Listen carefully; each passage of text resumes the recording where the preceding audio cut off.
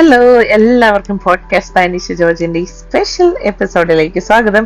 2025 first എപ്പിസോഡാണിത്. അത് മാത്രമല്ല, ഞാനൊരു ലോങ് ബ്രേക്ക് എടുത്തതിന് ശേഷമാണ് ഇപ്പം വീണ്ടും പോഡ്കാസ്റ്റ് ചെയ്യാമെന്ന് വിചാരിച്ചതും അതിലേക്ക് തിരിച്ചു വരുന്നതും. എനിക്ക് വളരെ ഇഷ്ടമുള്ള ഒരു കാര്യമായിട്ടാണ് ഇത് തോന്നിയിട്ടുള്ളത്. കാരണം സംസാരിക്കാൻ ഒത്തിരി ഇഷ്ടപ്പെടുന്ന ഒരു വ്യക്തിയാണ്. അതുപോലെ തന്നെ സംസാരം കേൾക്കാനും ഇഷ്ടമുള്ള ഒരു വ്യക്തി എന്ന നിലയിൽ ഞാൻ ഈ അടുത്തിടയ്ക്ക് ചില സുഹൃത്തുക്കളുടെ അടുത്ത് നിന്നും ഒക്കെ ഇങ്ങനെ നമ്മളിങ്ങനെ അവരുടെ അനുഭവങ്ങൾ അവര് ഷെയർ ചെയ്യുന്നൊക്കെ നമ്മളിങ്ങനെ കേട്ടിട്ടുണ്ട്. അപ്പൊ അതിന്റെ ഒരു വെളിച്ചത്തിൽ ഞാൻ ഓർത്തു കുറച്ച് കാര്യങ്ങൾ എനിക്ക് തോന്നിയത് ഷെയർ ചെയ്യാൻ ഓർത്തു. അതായത് എന്താ പറയാ, ഉപദേശമല്ല കേട്ടോ, ഉപദേശമായിട്ട് ഇതിനെ കണക്കാക്കി കരുത്. ഞാൻ എനിക്ക് തോന്നുന്ന ചില കാര്യങ്ങൾ അല്ലെങ്കിൽ ഞാൻ എക്സ്പീരിയൻസ് ചെയ്തതിൽ നിന്ന് ഞാൻ മനസ്സിലാക്കിയ ചില കാര്യങ്ങൾ ഷെയർ ചെയ്യുന്നു എന്നുള്ളത് മാത്രമേ ഉള്ളൂ. അത് എന്റെ വ്യക്തിപരമായിട്ടുള്ള ആ ഒരു കാഴ്ചപ്പാട് മാത്രമാണ്. ആ ഒരു ഡിസ്ക്ലൈമർ ഇട്ടുകൊണ്ട് തന്നെ ഞാൻ തുടങ്ങുകയാണ്. അപ്പം എന്താണ് ഞാൻ പറയാ, അസാധാരണം അല്ലെങ്കിൽ അൺകോമൺ ആയിട്ടുള്ള ഒരു ഉപദേശം, അഡ്വൈസ്, അതാണിത്. നമുക്കിപ്പം നമ്മുടെ ജീവിതത്തില് ഒരു സ്റ്റേജില് വാട്ട് ഷുഡ് ഐ പെർസ്യൂ, ഞാൻ എന്താണ് ഇനി ചെയ്യേണ്ടത് എന്നുള്ള ആ ഒരു തോട്ട് വന്ന് നിൽക്കുന്ന ഒരു അവസ്ഥ എല്ലാവർക്കും ഏതെങ്കിലും ഒരു പോയിന്റിൽ ഉണ്ടായിട്ടുണ്ട്. What should I do right now, അല്ലെങ്കിൽ എന്താണ് ഇനി മുന്നോട്ടുള്ള അടുത്ത സ്റ്റെപ്പ് എന്നുള്ള ഒരു തോട്ട് വരാനുള്ള ഒരു, അല്ലെങ്കിൽ എന്തെങ്കിലും ഒരു ഇൻസിഡന്റ് ഒക്കെ ഉണ്ടായി കഴിയുമ്പോഴായിരിക്കും യൂഷ്വലി അങ്ങനെ സംഭവിക്കുക. അതിനകത്ത് എൻ്റെ ഒരു കാഴ്ചപ്പാടില്ല അല്ലെങ്കിൽ എൻ്റെ ഒരു പേഴ്സണൽ എക്സ്പീരിയൻസിൽ ഇതേ ഒരു തോട്ട് എൻ്റെ തലയിലും കയറി കൂടിയിട്ടുണ്ട്. അതായത് റുട്ടീനായിട്ടുള്ള കാര്യങ്ങളൊക്കെ ഇങ്ങനെ ചെയ്തു പോകും. അതായത് നമ്മളുടെ വീട്ടിലത്തെ കാര്യങ്ങളും കുട്ടികളുടെ കാര്യങ്ങളും നമ്മുടെ ജോലി അങ്ങനെയൊക്കെയുള്ളത്. പക്ഷെ അതിൽ കൂടുതലായിട്ട് എന്താണ്, ഞാൻ എൻ്റെ ഒരു സന്തോഷത്തിന് വേണ്ടിയിട്ട് എന്തെങ്കിലും അങ്ങനെ, അല്ലെങ്കിൽ ആ ഒരു ഇതില് ഞാൻ എന്താണ് ചെയ്യുന്നത്, അതിൻ്റെ അകത്ത് ഏറ്റവും കൂടുതലായിട്ട് എനിക്ക് മനസ്സിലാക്കാൻ പറ്റിയ ഒരു കാര്യം പെർസ്യൂ യുവർ സെൽഫ് അല്ലെങ്കിൽ പെർസ്യൂ മൈ സെൽഫ് എന്നുള്ള ഒരു സംഗതിയായിരുന്നു. അപ്പൊ ഞാൻ എന്നെ ചൂസ് ചെയ്തു. അതിൻ്റെ അകത്ത് ഞാനെന്ന് പറയുന്ന വ്യക്തി എത്രത്തോളം സന്തോഷത്തോടു കൂടിയാണ് ഇരിക്കുന്നത്. ഞാൻ ഹാപ്പി ആയിട്ടിരുന്നാൽ മാത്രമേ ഉള്ളൂ എനിക്ക് എൻ്റെ ചുറ്റിലുള്ളവരെ സന്തോഷത്തോടു കൂടി ഇരുത്താൻ പറ്റുള്ളൂ. അപ്പം അതിനു വേണ്ടിയിട്ട് എൻ്റെ ഹാപ്പിയസ്റ്റ് ആൻഡ് ഹെൽത്തിയസ്റ്റ് വേർഷനിലേക്ക് ഞാൻ വരണം. അത് മാനസികമായും ശാരീരികമായും എന്തൊക്കെയാ നമ്മുടെ ആ ഒരു ഇമോഷണൽ ലെവൽ എന്നൊക്കെ പറയത്തില്ല, അതിൽ എല്ലാ തരത്തിലും. അപ്പം അതിനു വേണ്ടിയിട്ട് ഞാൻ ആ ഒരു മോസ്റ്റ് ഹീൽഡ് അല്ലെങ്കിൽ ഹാപ്പിയസ്റ്റ് അല്ലെങ്കിൽ ഹെൽത്തിയസ്റ്റ് അല്ലെങ്കിൽ ഇപ്പൊ എൻ്റെ മുന്നിലുള്ള കാര്യങ്ങള് അതിനെ ഞാൻ കണ്ട് മനസ്സിലാക്കാനും അത് ആസ്വദിക്കാനും, അല്ലെങ്കിൽ എൻ്റെ മുന്നിലുള്ള ആ ഒരു present, be in the present എന്നൊക്കെ പറയത്തില്ല, ലിവ് ഇൻ ദ പ്രസന്റ്. നമുക്ക് നാളെ എന്ത് സംഭവിക്കും അറിയത്തില്ല. അപ്പം ആ ഒരു രീതിയിൽ ലൈഫിനെ കാണാനും ഞാൻ പഠിച്ചത് റീസെന്റ് ആയിട്ടാന്ന് തന്നെ പറയാം. നമുക്ക് അതിനു മുന്നേ നമ്മൾ ചുറ്റിലുമുള്ള പലതിനെ നമ്മൾ പ്ലീസ് ചെയ്യാൻ വേണ്ടിയിട്ട് ശ്രമിച്ചുകൊണ്ടിരുന്നു.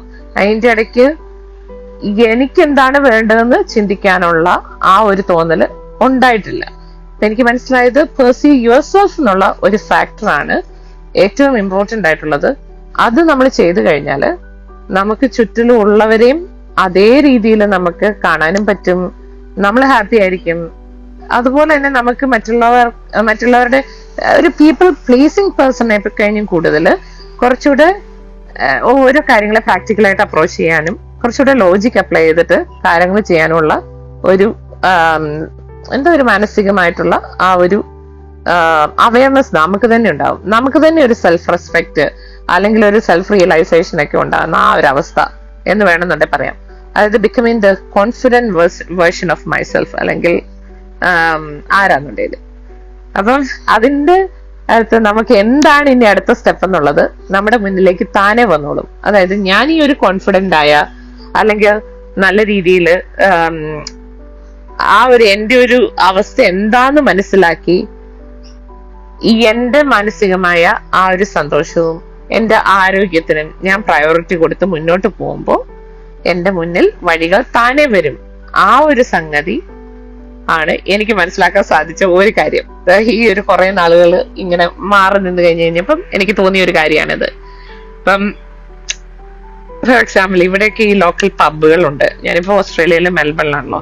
ഇവിടേക്ക് ഈ പബ്ബുകളൊക്കെ ഉണ്ട്, അല്ലെങ്കിൽ റെസ്റ്റോറൻറ്റ്സ് ഉണ്ട്, പിന്നെ ഇഷ്ടം പോലെ നല്ല ബ്യൂട്ടിഫുൾ ആയിട്ടുള്ള ബീച്ചസ് ഉണ്ട്, പിന്നെ റെസ്റ്റോറൻറ്റ്സ് ഉണ്ട്. നമുക്ക് ഇഷ്ടം പോലെ മ്യൂസിക്കൽ പ്രോഗ്രാംസ്, ഇങ്ങനെ ലൈവ് കോൺസേർട്ട് അല്ലെങ്കിൽ ലൈവ് മ്യൂസിക് ബാർസ്, അങ്ങനെ എന്തൊക്കെ പല പല കാര്യങ്ങളുണ്ട് ഇവിടെ.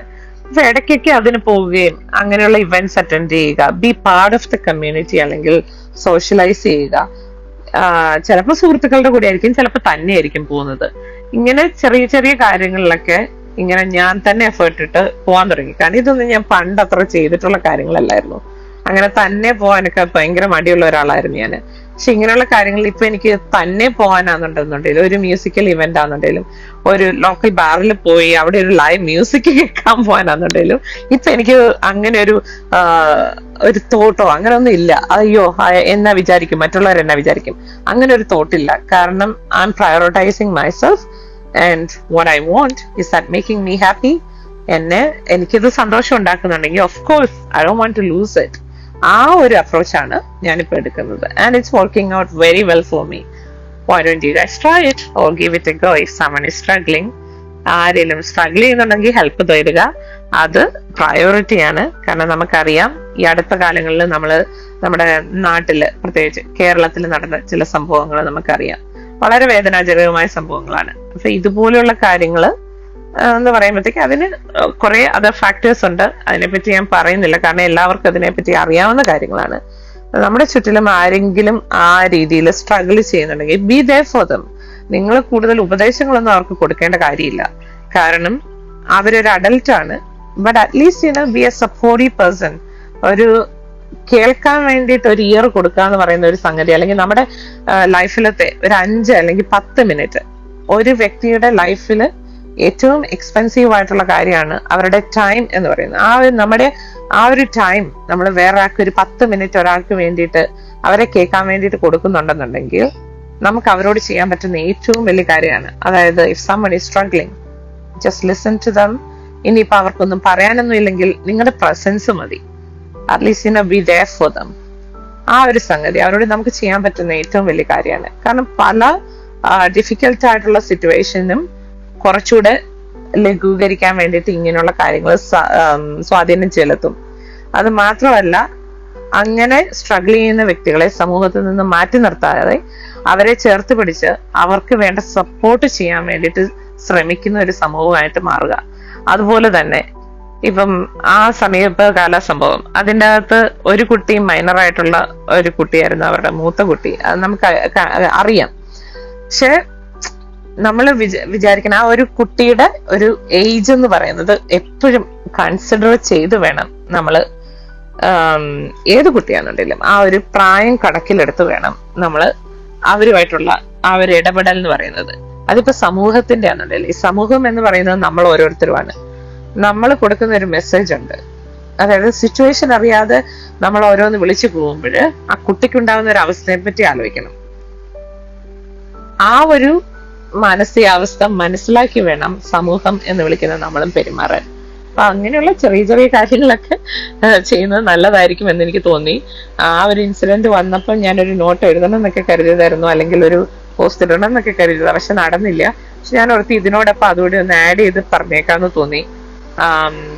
Anyway, you guys have a good day, and I thought I'll share my thoughts, and yeah, ഇനിയും കുറച്ച് കാര്യങ്ങളൊക്കെ പറഞ്ഞ് ഞാനിങ്ങനെ ഇടയ്ക്കിടയ്ക്ക് വന്ന് ചലഞ്ച് ചെയ്യും. Thank you all. Have a good day. This is Nisha signing off from Podcast by Nisha George. Bye-bye.